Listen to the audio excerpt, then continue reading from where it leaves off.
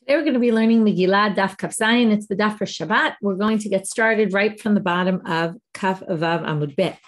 We saw at the bottom of the Daf there was a machloket, Rav Papi and Rav Papa. Okay, each one saying in the name of Rava whether or not one can sell, whether one can turn a Beit Knesset into a Beit Midrash or a Beit Midrash into a Beit Knesset. Okay, so each one permitted one direction but not the other. So Amar Rav Acha, the very end of the daf, Kavate de Rav Papi mistabra. It seems like Rav Papi, who said you can turn a Beit Knesset into a Beit Midrash, but not the reverse, is correct. Amar Rabbi Yoshua ben Levi, as Rabbi Yoshua ben Levi says, Beit Knesset mutar lasoto Beit Midrash. As Rabbi Yoshua ben Levi says, you can turn a Beit Knesset into a Beit Midrash. Shma mina. Okay, again, this depends on what you think is more significant, and that we're going to see from Darish Bar Kapara. Bar Kapara said the following drasha. He's going to quote a verse from the end of Sefer Melachim, when the Beit HaMikdash is being destroyed. It says, and they burnt the house of God, ve'et Beit HaMelech, and the house of the king, ve'et kol batei Yerushalayim, and all the houses in Jerusalem, ve'et kol bayit gadol. Okay, until now we've understood, but what is at every large house? What does that mean? Saraf ba'esh, was burnt by fire. Beit Hashem ze Beit HaMikdash. That's the house of God. Beit HaMelech elu platerin shel melech. Right? Those are the palaces of the king. Ve'et kol batei Yerushalayim kemashma'an, all the houses in Jerusalem. Ve'et kol bayit gadol saraf be'esh. What is this bayit gadol? Rabbi Yochanan and Rabbi Yoshua ben Levi. They have a debate.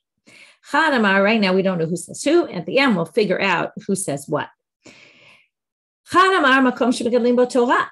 Chad Amar makom shemegadlim bo tefillah. One says a house of learning Torah, and one says a house of prayer, right, where they, again, migadlim, they raise people, they strengthen Torah, they strengthen tefillah. So, mandamar Torah, where do we get the Torah goes with gedulah, greatness? Tichtiv Hashem chapetz l'man tzidko yagdil Torah v'yadil. Right, God wants righteousness, and He will make His Torah great, and He will glorify, right, people with it. So now, there you see greatness connected with Torah. Tell us all the great things that Elisha did. Now, great things that Elisha did they're not associated with tefillah. Elisha did all these miracles. So they say, Elisha da'avid berachmehu da'avid. How do you think he did the miracles? If not, that he turned to God and asked God for mercy on the people who needed his help. And then God helped him. So there you have the Gedolot mentioned with prayer. It seems logical to conclude the word testaim is used in the Gemara as a word that says we don't know who says what, but now we're going to figure out from something else we know about Rabbi Yoshua ben Levi that he must have been the one who said makom shemegadlim bo Torah. Why is that? Because that's where we started. Our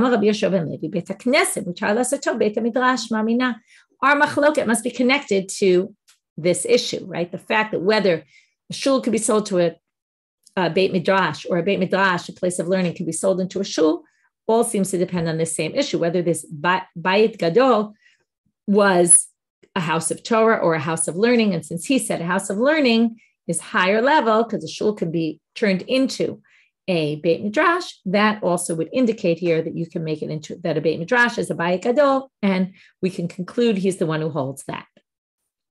Next section. Quote from the Mishnah. If you sell a Torah, you can't buy books with it, right? You can only go up a level, not down a level. What about staying on the same level? And that's going to be the Gemara's question right now. They asked the following question. Can you sell an old Sefer Torah and buy a new one in its place? Kevan, here are the two sides. Kevan dilomale asr. Since you're not going up in level, maybe it's forbidden. Right? The Torah only says you could go up in level. The Mishnah, I mean.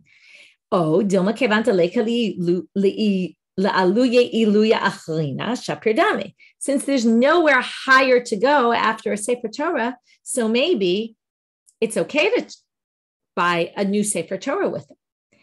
So, can you sell it basically in order to buy a Sefer Torah? The question is really, can you sell it?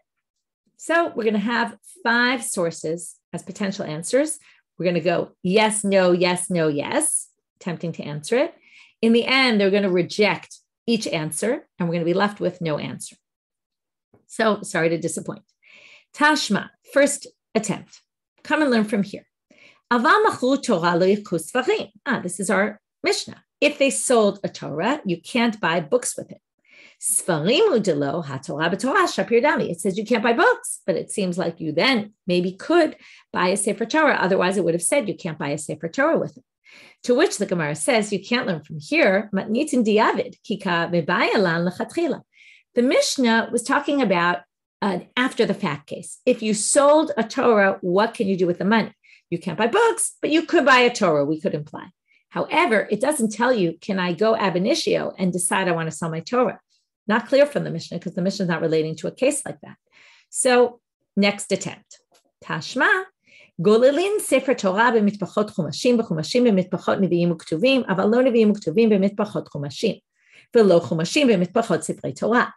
You can take a cover of a chumash and use it for something higher, like a Sefer Torah. Chumash is a scroll that had just one chumash on it, one of the 5 books. So you can take something from a chumash and raise it a level and put it on a Sefer Torah. Likewise, you could take something that was wrapped around nevi'im u'ktuvim, a cover, and put it on a cover of a chumash. But you can't take nevi'im u'ktuvim, you can't cover them with a mitpacha that was on a chumash, and you can't cover a chumash with a cover that was on a Sefer Torah. Now, what do we infer from here? Katani miyat golelim Sefer Torah b'mitpachot chumashim, which sounds like you could wrap a Sefer Torah with something that comes from a chumash. Mitpachot chumashim in, mitpachot Sefer Torah lo, but it sounds like you can't take it from another Sefer Torah because you can only take it, if we take this Mishnah seriously, it's this source seriously, it seems like you can only take it from some other source. It's actually a Tosefta. So you can only take it from something lower and raise it higher, but you can't take it from the same level. So that would imply that you can't take, right? Ha Torah b'Torah shapir dami, right? So now it says, I'm sorry, I missed that. Sorry. Mitpachot chumashim in, mitpachot Sefer Torah lo. It sounds like you can't take things from the same level. To which the Gemara rejects this and says, no. What do you mean? Ema Sefer. That would be the implication from the first part. But from the second part of this source, you can actually imply the opposite. It says, v'lo chumashim mitpachot Sefer Torah. You can't cover a chumash with a mitpacha from a Sefer Torah, right? You can't lower it a level, but that would imply you could keep it on the same level. Ha Torah b'Torah shapir dami, it would work. So in other words, right, the first part, which says you can only go up a level, sounds like you can't stay on the same level. The other one, which says you can't go down a level, seems so bad, but you could stay on the same level. So this is a classic example of you can't imply because you can imply from the Reisha one and from the Seifa, right, the first part, rather than the second part, you can imply the opposite. And therefore they say, Elameha leka lamashma mina. You can't gain anything from this. Third source, as I said, we're going yes, no, yes, no, yes. So we're up to a yes answer. Tashma, let's learn it from here. Menichim Sefer Torah al gabe Torah. You can put a Sefer Torah on top of another Sefer Torah, right? If you have a pile of Svarim, this is a good example, right? A pile of Sifrei Kodesh, books, what can go on top of another? So you could put a Sefer Torah on top of another Torah. V'Torah al gabe chumashim, and a whole Sefer Torah can go on top of a chumash. V'lo chumashim al gabe Torah, but you can't put a chumash. Sorry, I skipped. V'chumashim al gabe nevi'im, right? So you can put a Torah on top of chumash, a chumash on top of nevi'im u'ktuvim, right? On top of the Nach books, the prophets and the writings. Aval lo nevi'im u'ktuvim al gabe chumashim. You can't put nevi'im u'ktuvim on top of a chumash. V'lo chumashim al gabe Torah, and not a chumash on top of a Torah. So that would seem to imply if you can put a Torah on top of another Torah, then you can probably sell a Torah for another Torah. To which the Gemara says, no, this is an unfair comparison. You're comparing two very different things. Hanacha ka'amart, shane hanacha de lo efshal. Hanacha, putting things down one on top of the other, is different. Okay, the reason is because you have no choice. What else? Where else? If you don't have a place to put it and you have to put one on top of the other, so you have no choice. You can put it, but how do we know that you have no choice? Maybe you can put it somewhere else. But and how can you ever bind a book or roll a Sefer Torah? You're basically rolling one on top of the other, right? Or pages in a book, right? There's going to be some pages on top of other pages. So there's no way to deal with it. So therefore, right? You're always putting pages on top of other pages. So obviously a Torah can go on top of another Torah, but that's about placing it. That's not the same thing as selling it, where you're not forced to sell it. So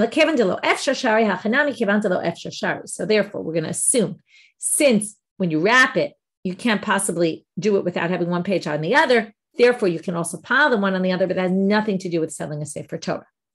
option number 4. We're up to no answer. Tashma, Dama Rabba Bar Bar Chana, Rabbi Yochanan, Mishum Rashbag. Lo yimkor adam sefer Torah yashan likach bo chadash. Oh, this sounds like exactly what we're looking for. It says exactly our answer. You cannot do it. You can't sell the sefer Torah, an old one, to buy a new one. But this can also be rejected because you could theoretically say if that source was talking about a particular case and ours was talking about a different type of case, what would be the difference between two scenarios where you need to sell it or you're planning to sell one to buy a new one? Hata mishum pshiuta. That's because we're worried about recklessness or a mistake or an intentional mistake, or we don't know exactly. Usually pshiuta is something intentional that you do wrong. Rashi explains to us, Shema mishayim kor shuvlo yikneh, umishum kachi pasdu adamim. If I sell my old Sefer Torah and I plan to buy a new one, but I don't have a new one in front of me right now, I might change my mind. I might not find a Torah, right? I was thinking about when you sell a house. Most people don't sell their houses until they have a new house to move into, because who knows what will be, right? What if I sell my house and I don't find a new house to put my money into, right? So then, I'll do something else with my money. There's no problem there, but I might not have a place to live, right? So that's my problem in that case. So we're selling a car, right? So now I'll use the selling a car example in the second part. So Kika Amrina, in other words, that was an example where Rashbag says you can't sell a Sefer Torah to buy a new one, unless, right, but in a case where you don't have a new one right in front of you that you're planning to buy, because maybe you won't find one, maybe you'll find one, but decide not to spend the money on it. And then you'll really have sold the Sefer Torah for no good reason. And then it's a problem. But Kika Amrina, our question was a case, what if you go to a sofer and you say, I want to sell you this old Torah and I'm going to buy a new one, or you plan to sell it to someone else, but you have a Torah written waiting for you. That's like you have a house you're ready to move into, right? You're going to move the money from one sale to the other. Or I was thinking about a car. You often go, right? We sold our car to a trade-in place, right? We sold the car and bought a new one from the same place, right? That's another good example of selling a car to get, right? You kind of pay a little bit more, in that case, you pay more to get your new car, but whatever it is, you could theoretically trade a car, right? Swap cars, something like that. So the idea is that you already have something waiting for you. Then that's the question where we know you're going to do the sale because it's either part and parcel of the deal, or it's just so in your face that you're obviously going to do it, as opposed to something out there, potential. Okay. Number 5 and last attempt to get an answer. Tashma, we're back to a yes answer. You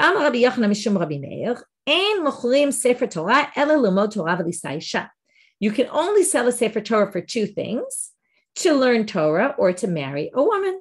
Okay, if you need the money for one of those purposes, you're allowed to sell a Sefer Torah. To which the Gemara assumes Shema Mina. It's an interesting assumption. You would think maybe only those 2 things, but no, the Gemara says Shema Mina Torah b'Torah shapir dami. If you can sell it to learn Torah, then obviously you could sell it to buy another Torah. Seems pretty reasonable. But the Gemara says, no, dil mashani limud, shalimud maybe lidei maaseh. Ishanami lo tov bra'ah lashevet yitzhara, aval Torah b'Torah lo. Gemara says, maybe learning is different. You can sell it to learn because learning is going to bring good deeds out of this, right?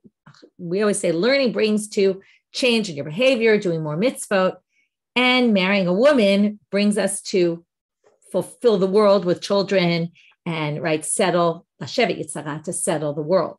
So that's it's very important. And it has other things that will come from that experience. Okay, I had an interesting, whereas a Torah is an inanimate object. Now, we all know that sometimes we buy a Torah and some Torahs just sit, right? They sit in an Aron Kodesh. Nobody uses them. They don't necessarily bring good to the world. They're just sitting there collecting dust, right? It's unfortunate when that happens. Some are very useful and are used, but not necessarily. So therefore, they say it's not the same to buy it. You can't assume that if you could buy it to marry a woman or to learn Torah, it's the same as buying it, as selling it to buy a Torah. So I had a great conversation last Shabbat, which made me think exactly of this. I was talking to someone who said that in general, his theory about life is that he doesn't like to buy things like cars or spend money on expensive things or even on, right, not whatever it might be, unless obviously you really need a car, but he doesn't like to spend his money on cars, on objects. He likes to spend them on experiences. The idea is to have an experience, to go on a vacation and learn, see something new, have an experience stays with you. An object, what does it do? It just serves you, but it's not important enough to spend extra money on, right? If you have one that works, like let's say you have an old car, it gets you to where you need to get to. That's all you need. You don't need a fancy car, a nicer, but if you want to up your experience and have a better experience, then we allow you to, then I'm ready to spend my money in that. So I thought that was exactly what the Sugya is saying. The experience of learning Torah, the experience of marrying a woman and building a life together, or, the opposite, marrying a man, whatever it might be, whoever's marrying whoever. But the idea here being that marriage is an experience and it's something to, that has other effects rather than an inanimate object, which is just an object. Yes. And we're talking general, it's interesting. We're talking about a Sefer Torah, which is not just a regular inanimate object, but the point is there's something different about experiences.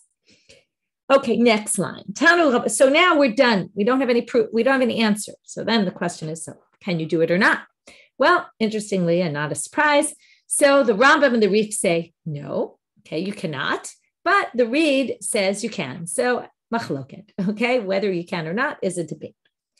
Tanu Rabbanan, lo yimkor adam, okay, we're going to quote another Braita. You can't sell lo yimkor adam Sefer Torah, afal pi she'enot tzarich lo. Okay, there's different versions, whether it says afal pi she'tzarich lo, even though you need it, or afal pi she'enot tzarich lo. Okay, so it could be, even if you don't need the Torah, you can sell it. I'm sorry, you still can't sell it. Or maybe even though you need it, maybe even though you need the money, you still can't sell it. Here we're going to get another interesting line. Yeter kan amar Rashbag. In addition to this, Rashbag says, afilu ein lo ma yochal, even if you don't have food.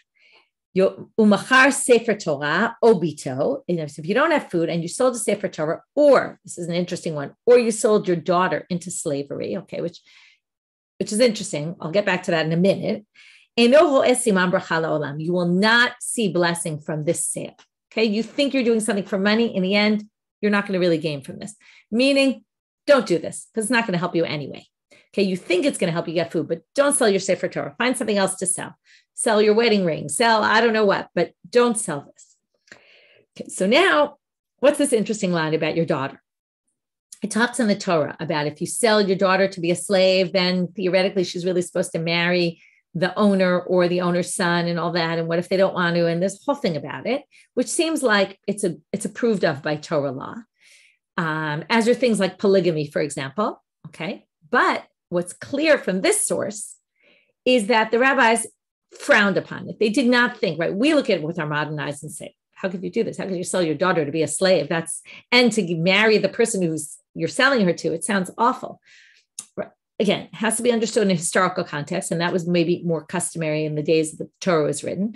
By the time the rabbis come along, they don't like this either. And that's why he says, right, comes Rashbag and he says, if you do this, right, I definitely do not recommend doing this. And if you think you're doing it for the money, you're not going to gain anything from that sale at all. Okay. And it's very interesting. Also, polygamy, I brought that up as an example because also there's many sources that show that polygamy in the Gemara is frowned upon also, even in, this is by the way, Mishnah time was frowned upon by the rabbis. You don't really see people having two wives in general. And it was not widespread at all. And it was even frowned upon by the rabbis. We'll get back to this when we're in Seder Nashim, which is the next Seder coming up starting in March.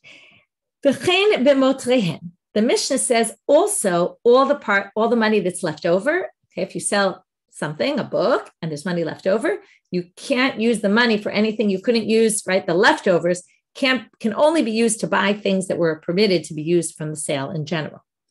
So Amarav, Loshanu ela shemachlu v'hotiu. What this is referring to the motal, the extra, the remainder. They mean if you sold it and there was money left over. Aval gavu v'hotiu. But if they collected money, let's say to buy a Sefer Torah, and there was money left over, let's say they were going to buy it for $40,000, and it turned out they got a deal and they only had to buy it for $30,000, and they collected money for it. The extras there don't have to go to buy a Sefer Torah.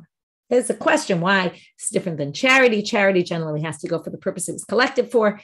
I'm not going to get into that, but it's an interesting question. So they say, if that's the case, it'll be permitted. Abaya asks the question from the following source.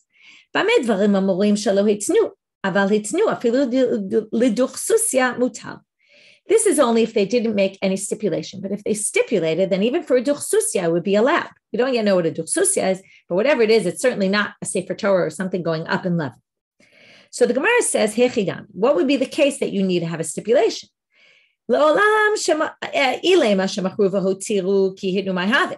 If you sold it and there's money left over, what will it help if you stipulate it? You're not allowed to. We already said that. You can't use it for anything else.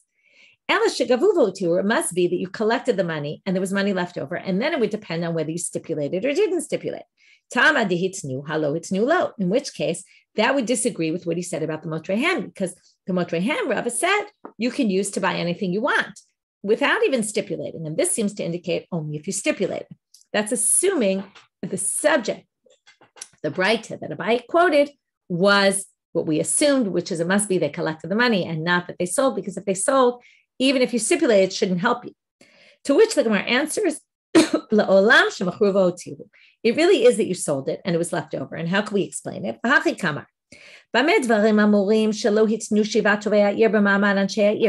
There is a way out if you sell a Sefer Torah or books or something like that, where the extra could be used for something else, is if you made a stipulation in front of 7 Tovei Ha'ir, talked about, right? These are the important people in the city, and they made that stipulation in front of the people of the city. So it only worked, right, if you didn't make that stipulation. If they were to sell something and they made a stipulation when they sold it in front of the city, and it was made by the 7 the Tovei Ha'ir, then you'd be allowed even for a duchsusia. What is a duchsusia? We're going to see right now. There was a rabbi who would bring Brighton in front of Rav Sheshet, and Abai asked him, do you know, he says, have you ever heard from Rav Sheshet what a duchsusia is? He says, yeah, this is what Rav Sheshet says about a duchsusia. Parashata demata, it's the driver of the city.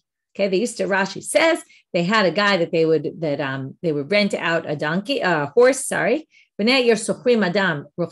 would hire out a guy who was a horse rider. It's like a messenger. They'd have a messenger boy of the town who did whatever they needed. And he would, right, this was the person that they were saying, you could hire him out for that purpose if you explicitly stipulated in this particular manner where you sold it and stipulated the 7 Tovei Ha'ir, heads of the city, stipulated in front of the city people, then it would be allowed. But if not, it wouldn't be. And that's what the Breita was referring to. And that's why really the basic law is the leftovers that you sold, right, the remainder of the money can't really be used for things unless it falls into this category we just said. Okay, so now comes Abai with another pointer. He says, if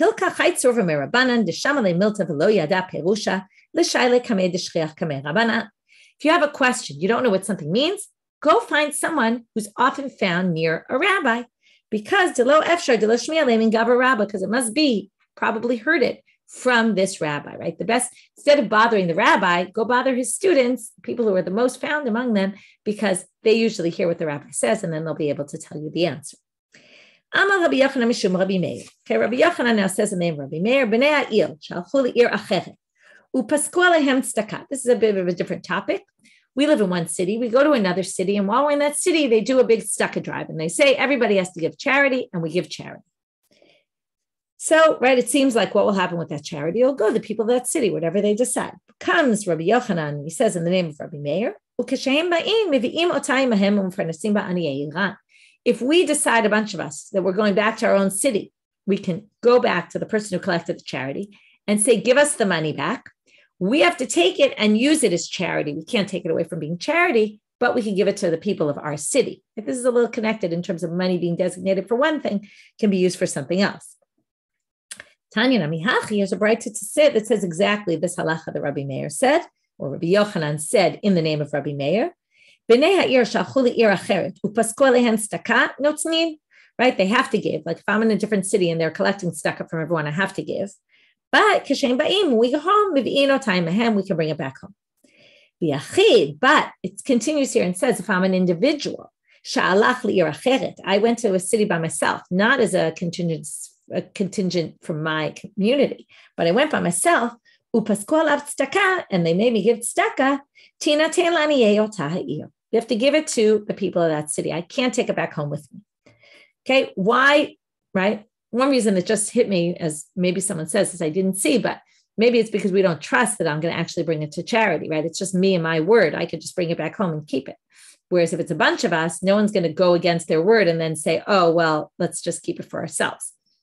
Another, what I did see written up was that a community has, like if a bunch of us go, we have a responsibility toward our community. One person is not going to make much of a difference, but if we're a group from our community that goes, who's going to support our poor people back home? We have to take care of them. Therefore, we can take the money back for the people of our town. However, here's a story that seems a little bit different. Rav Huna Gazar Ta'anita, he made a fast. Al Gabe Rav Chana Bar Chanilai v'chol b'nei Mate. Chana Bar Chanilai and all the people of the city come. Ram Walai with Staka v'Yave. He says you all have to give charity, and they give, because right, it was fast day. They were telling everyone give charity. Kibau l'meite, when they got back, they wanted to go back to their city. Amru leino tve lamar v'nezav v'nefarnis b'aniyei matan. Right, Matin, go bring us the money because we can bring it back to our people of our city. Amar lehu, he says to them, he gives them two reasons. Tanina, it says in a Braita, when there's no Chaver Ir, big debate what it is. Is it a Torah scholar? We saw this with Musaf. Only if there's Chaver Ir are obligated to Musaf, either a Torah scholar or a town council or something like that. If there's a town council, then they get to keep it, even though we said, right, maybe your own city needs it. The second answer is going to relate to that. Anyway, the poor people of your city rely on me. Kind of like a big city and the suburbs. You live in the suburbs. I take care of the suburbs also. So you can't take the money back because anyway, I divide it up between all the villages here. Okay. Mishnah. You can't sell something of many people to an individual. It's unclear what the subject of this Mishnah is. The Yerushalmi says that we're talking about a Sefer Torah. But some people think that the parshanut here is that we're talking about a shul. Then it becomes a little complicated with some of the details here. But let's assume right now we're talking about a shul. You can't sell a shul for many people to be some individual person's shul, meaning a shul without a minyan, a regular minyan. Because that's a drop down in level of sanctity. Rabbi Meir. The rabbi said to him, according to what you're saying, that you can't sell it from a big city to a small city. And that obviously you can. Now, what does it mean to sell a shul? I assume it means sell the building, take the money, go build a shul in a different community. It happens sometimes. So they say, and nobody disagrees with that. So therefore, right, we must be right that you actually can do this. Okay. Now, some people think that we're talking about selling books or something that's sanctity, right? Something that has sanctity to it, selling it in a big city and then moving it to a smaller city. That makes more sense. Really, the Yerushalmi, like we're going to take a Sefer Torah away. You can't sell it to us from one town to a smaller town. And as if the smaller town needs it, of course, but it's still a mitzvah to have it in a small town. What's the difference? How many people use it? Whereas, right, so Rabbi Meir says he'll distinguish between Rabim and Yachid, individual versus many. And the rabbis say if you're going to distinguish between many and individual, well, you can distinguish between bigger communities, smaller communities. So we'll get to that in the Gemara. Shapir ka'amar le'Rabbanan le'Rabbi Meir. They seem to have a good claim, right? If you can, we all know you can sell from Ir Gdolah to Ir Ktana, and they do seem similar. So they say for Rabbi Meir, Ir Gdolah to Ir Ktana, Ikar Kadisha, Shanami Kadisha. If you sell something from a big city to a small city, it's still sanctified. It's still servicing a community, as opposed to an individual, right? But if you drop, a shul, let's say the subject is a shul. You move a shul from a bigger community to a smaller community, you still have sanctity because you still have a community. But if you drop it to an individual, then already it loses its sanctity. Just like you can't say what we call dvarim shebekdusha, things that are sanctified. You can't say in a shul like that, right? So it loses its sanctity. Rabbanan. So what do the rabbis say? There's always this concept of we'd rather do things in multitudes. This comes up by Megillah, better to read in a bigger Megillah reading, better to daven in a bigger community. So to him, Rabim to Yachid, multitudes to an individual, is no different really than big city to small city. It's still a drop in sanctity. Obviously there's a difference, but it's still a drop in sanctity. And then if you're going to say one is no good, the other would be not good as well. New Mishnah, and from here we'll better understand once we get in depth into this Mishnah a little bit about the previous one. You can't really sell a shul unless you make a stipulation that if we want it back, we can get it back. Divrei Rabbi Meir. This is what Rabbi Meir holds. Chachamim omrim, so you basically can't have a definitive sale. Chachamim omrim, no, you can sell it forever, but you just can't sell it for the following four things, because these are considered a little bit disgusting, disgraceful, so we don't want a shul to turn into one of these. Number one, limerchatz, to a bathhouse, because people are naked there. It's inappropriate. Liborski, for a tanning place. Tanning meaning to tan the hides of the animals. Always, we've seen this before. It's very smelly, odorous. So we definitely don't want to turn a shul into a place like that. Litfilah, for a mikvah, because again, people are naked. And lebeit hamayim, also Rashi says it's either for laundry, which again is dirty, more like the borski, or Rashi says maybe it's an outhouse, a bathroom area, lebeit meraglayim. So either which way, right, it falls into one of the two categories. Rabbi Yehuda Omer,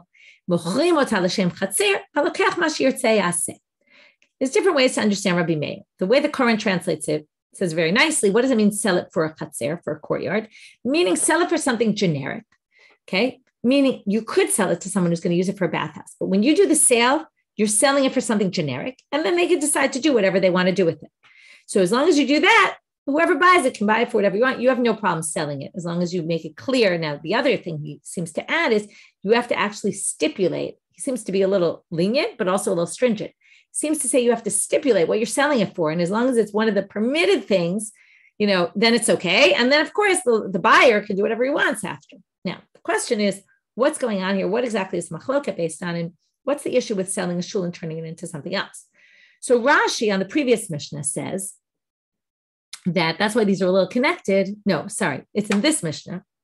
In Rabbi Meir, he says, Afilu me rabim le-rabim. Okay, it's the Rashi, the first Rashi on the Mishnah. Ella al t'nai.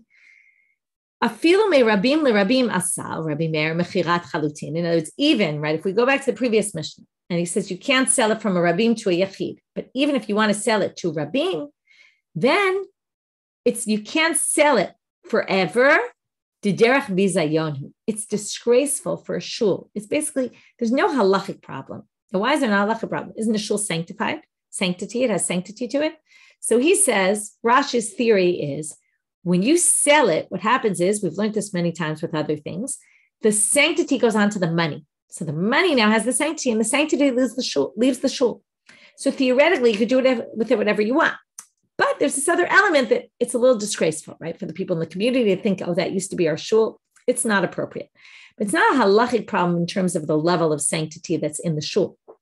The Ramban says, it's not such a problem because the sanctity of a shul, or the machloket here really, between can you sell it or can't you sell it? Rabbi Meir says you can't, and Rabbi Chachamim who say you can, as long as it's not one of these really disgraceful things, is because the question is, what kind of sanctity is there in a shul?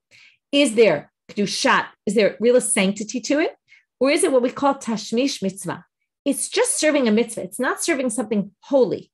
It's serving a mitzvah of davening. It's not serving something holy. It's not like a cover on a Sefer Torah, which is serving a tashmish kedusha, right? That's different.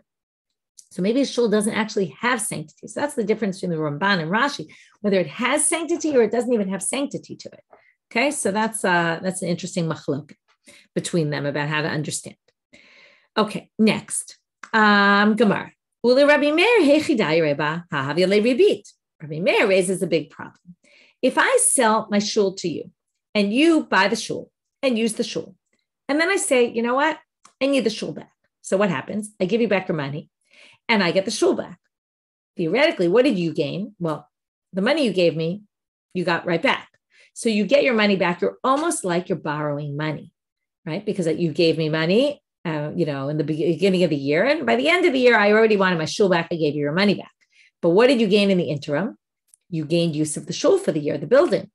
If that's the case, you now have basically done a loan on interest. So they ask a question, how could Rabbi Meir allow this? Aren't you doing this on interest? So Amar Rabbi Yochanan, Rabbi Meir b'shitat Rabbi Yehuda Amar. He must hold like Rabbi Yehuda. Ta'amar tzad echad b'ribit mutar. Rabbi Yehuda holds this rule that what's called tzad echad b'ribit mutar. What does that mean? So again, debate a little bit.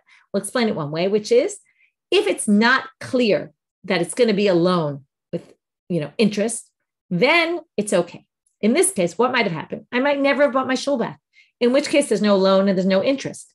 But only in the event that I take the shul back will there be interest. So therefore, it's not, because if it's something that's not definitively from the time when we make the agreement, it's not clear there's going to be interest, that's not a problem.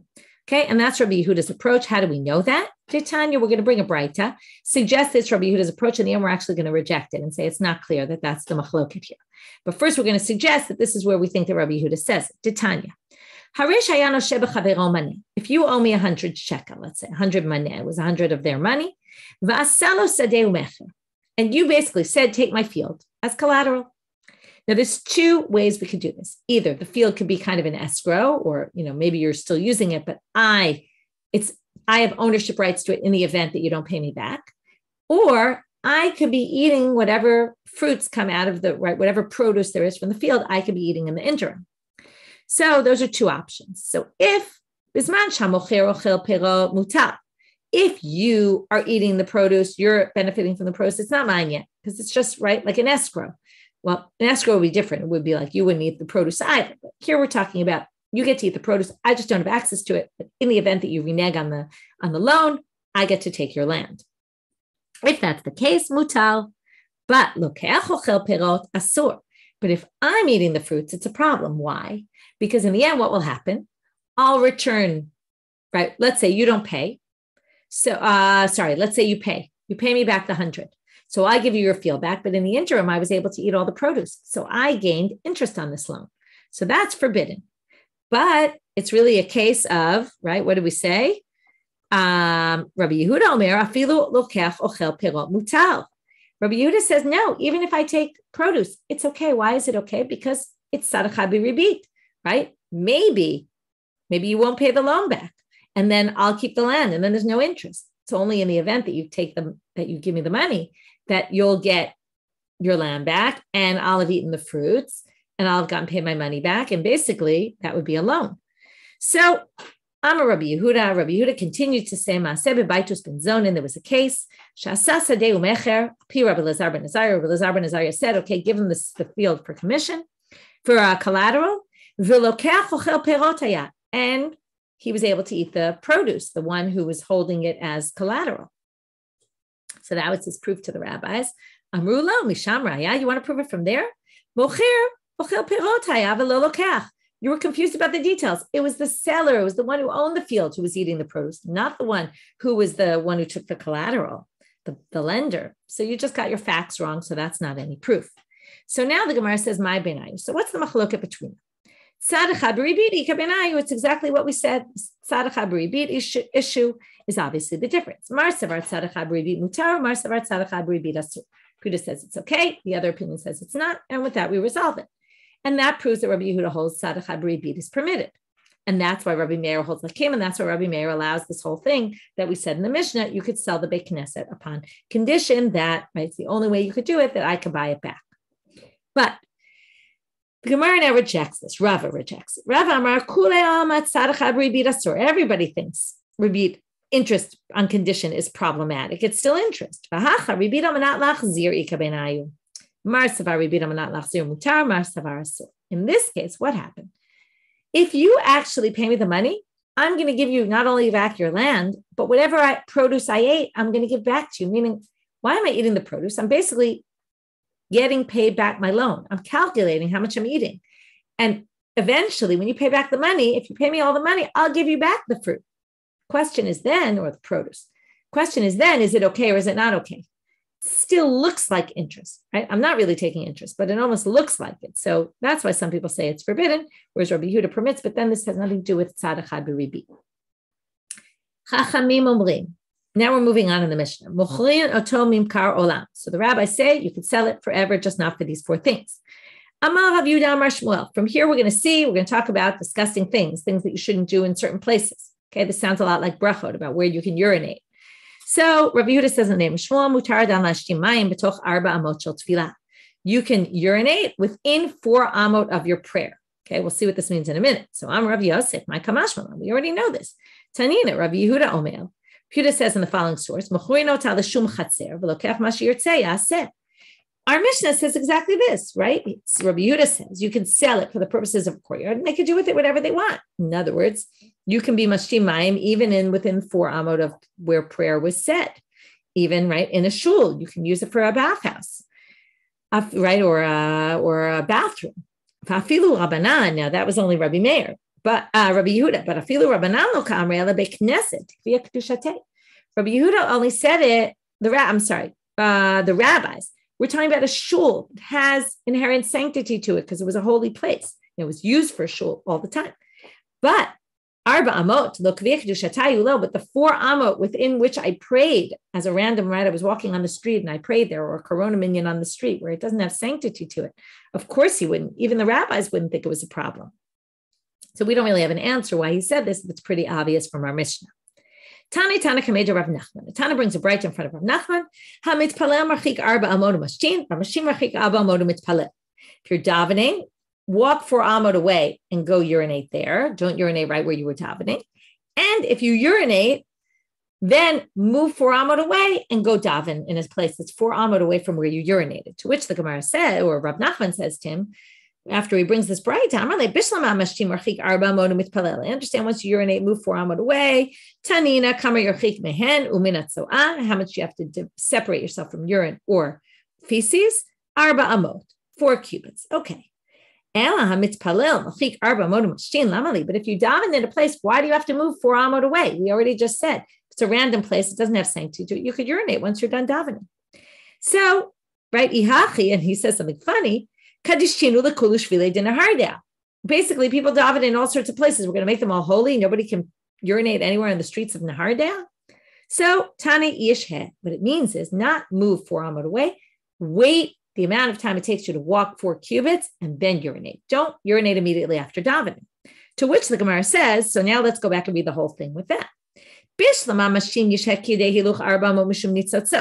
Once you urinate, don't start davening right away. Wait till the amount of time you walk 4 amot, because a man is urinating, there might be some stuff still dripping out. So wait a little bit of time so that it's not dripping out while you're actually davening.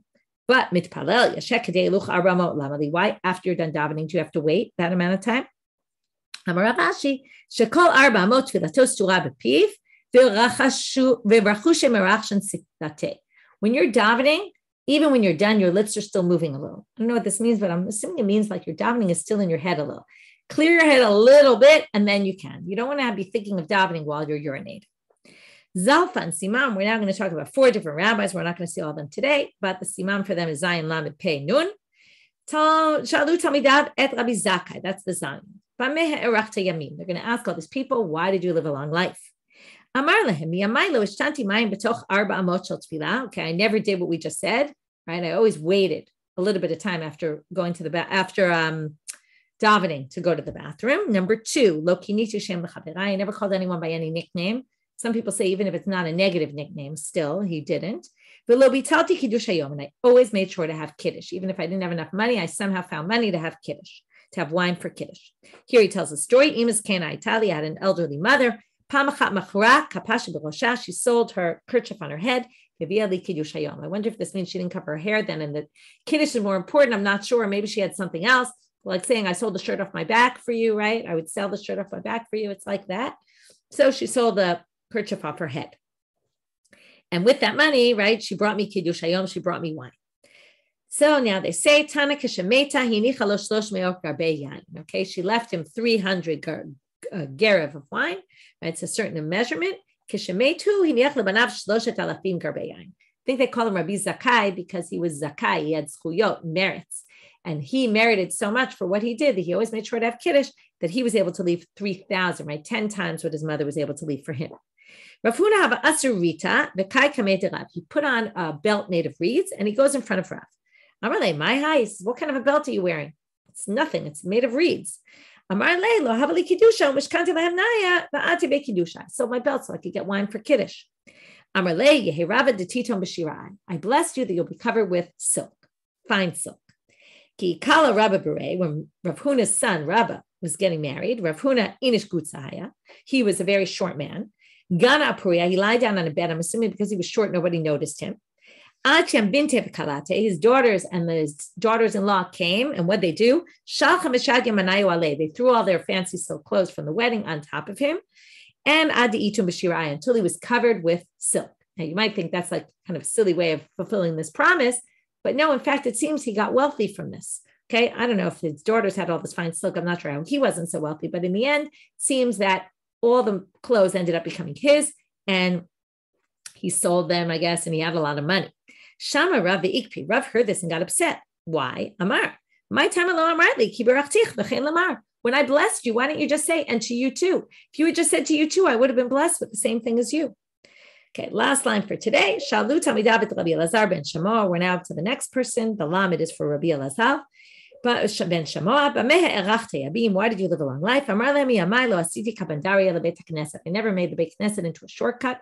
Talk about this more tomorrow. It's going to come up in the Mishnah as well. I never passed over the heads of people who were more important than me, like to get to my seat in the Beit Midrash. I never did Birkat Kohanim without making the blessing. Okay, didn't everyone make the blessing? Well, maybe this goes back to what we talked about in Mishnah Eretz Yisrael, that Safrai claimed that people didn't always make blessings before mitzvot. And maybe it's sometimes not all the Kohanim did this. And therefore he says, I'm worthy for long longevity. Okay, that's why I lived a long life. Stop here for today. Shabbat Shalom, Shavua Tov to everyone.